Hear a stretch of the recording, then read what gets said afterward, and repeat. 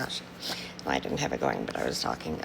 I might go to the gift shop too, and look around, show you guys what it's like.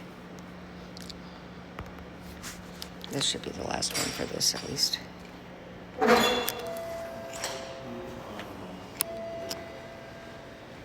how are you? Good. Good. Are you child sitting today? Yep. That's a good thing. Oh, that's cool. Someday I want to see the ocean. You wanted to come in. Let's go look.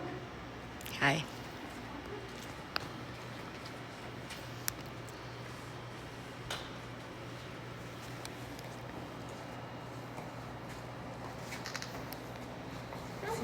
See that right there? That's a sand dollar. We were talking about them this morning. That's a sand dollar. That one looks like a sand dollar. Have you ever seen a sea biscuit? I've never seen one like that either. A sea biscuit. It looks like a bloated sandstone. Yeah.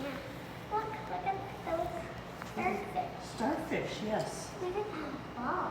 Yeah. I don't know what it's called. That's a ball float. They put them on fishing nets. That's not a creature. That's something that man made. Look at that seashell. That's beautiful, that porcelain. Yeah. Look at the size of this shell. It's huge. See that one in Oh, I there? love those clocks. And those. Old dolls. Look at how old Oh, this they is are. the paper for the. Would you like to play with one of those? No. No. The dog is cute. What? Yeah, the dog.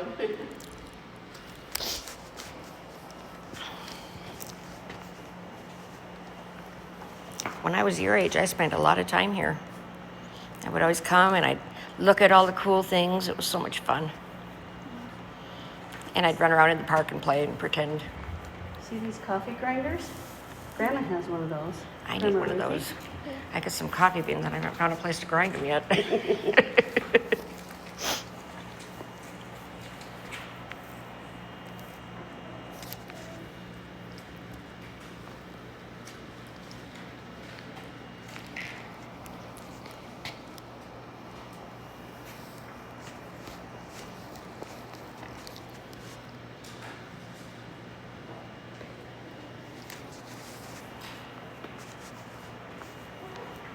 There's some creepy old dolls.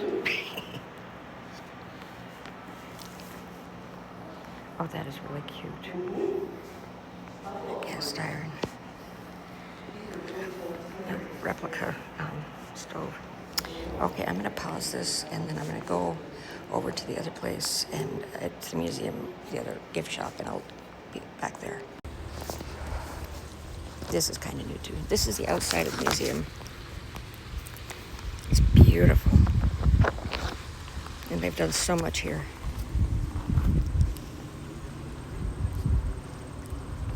This is about the restoration in 2000 and 2001. There's a little bench, and that's where the restroom is. I'm gonna sit on the bench for a minute and rest. Just a little bit more out here. Flowers are beautiful this year. They're taking really good care of them. This is the outside of the gift shop. It's really cute. It used to be a gas station at one time. I'm gonna go in and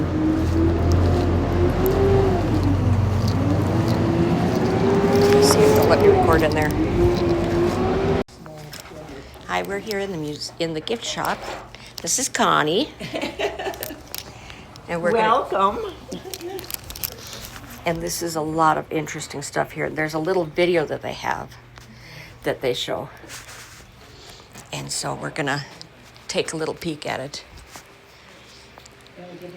Oh, thank you. I've been walking all through there and I'm so sore. Awesome. I have that same Afghan.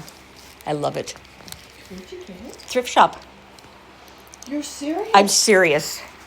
Yeah, it was at the thrift shop. I grabbed it. I'm like, oh yeah, that's mine. Oh, no kidding. Yeah. People ask about them. Yeah, I know. Do I need to turn the fan off? No, for you're noise no, that's reasons? fine. I've got my bottom part covered, so it won't blow on it. And I Alright. shut the light off because Okay. it makes the movie. Yeah. Okay. Sounds good. The Petrified Wood Park was created in 1933 by Ole S. Quammen and is a staple of Lemmon, South Dakota, fittingly residing near the center of the town. It was created about 25 years after I don't know how long founding this Lemmon, video is, but I'm going to let you making see some an of it at essential least part of the town for about while I rest. 80% of its lifetime. Its aforementioned creator was an amateur geologist and former mayor of Lemmon. His reasoning was partly to expand his own knowledge of geology, drawing from the help of government geologists to study the necessary areas and collect the finest materials, but he had a more selfless goal: to provide work to the jobless victims of the, at the time still recent, Great Depression. Quammen was born in Hall, Hallingdal, Norway on March really? 25th, 1871. I didn't He know was that. the oldest son of his two parents, Ole O. Quammen and Christy K. Quammen. He and his family moved to North America in 1872, first arriving in Quebec, Canada. They later moved to St. Peter, Minnesota, living there for about 2 years. They then tried to move to Grand Forks, North Dakota, but by the time they reached Montevideo, Minnesota, they had to stop because of extreme rain. They chose a plot of land near Montevideo, where Quammen's father built a quaint farmhouse. Quammen had few educational opportunities, but made the most of what he had and went to rural schools for about 20 days each year. When he was 20, he went to the Wyndham Institute and took one business course. He lived on the family farm with his father until he was 23. He later started working for the Watkins Medical Company, and he stayed there for about 12 years. In 1900, he settled on the land near where the town of Voltaire, North Dakota, was later built. He sold a large amount of product during this time and also supplied lumber for the early settlers, working alongside his brother. He came to Lemmon in 1907 and could be considered one of its founding fathers. He arranged for lumber to be transported over 80 miles of prairie by railroad from North Dakota to Lemmon. He worked with Carl Osted to build My a grandpa series of was on timber that yards train. located in Hettinger, North Dakota, Lemmon, Meadow, Davidson, and Morristown, South Dakota. In 1919, Quammen and Osted started working in the oil business as well, forming a corporation called the Independent Oil Company. Stations were built in Lemmon and Hettinger.